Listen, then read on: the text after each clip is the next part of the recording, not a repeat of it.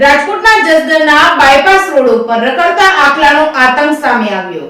રાજકોટના Jasdan bypass road ઉપર રખડતા આખલાનો આતંક સામે આવ્યો છે। બે આખલાઓ વચ્ચે લડાઈ થતા આખલાઓએ બાઇક ચાલક યુવકને લીધો તો હડફેટે બાઇક પર રહેલ બંને યુવકો રોડ પર ફંગોળાયા હતા। જસદણ નગરપાલિકાની કચરાની ગાડી નીકળતા તેની સાથે અથડાયા હતા। કૌશિક પ્રજાપતિ નામના યુવકનું ઘટનાસ્થળે મૃત્યુ થયું હતું। બાઇક ચાલક બેઠેલ યુવકને ગંભીર ઈજાઓ પહોંચતા વધુ સારવાર અર્થે રાજકોટ ખાતે ખસેડવામાં આવ્યો છે। Reporting by Karshan Bamta, Atkot.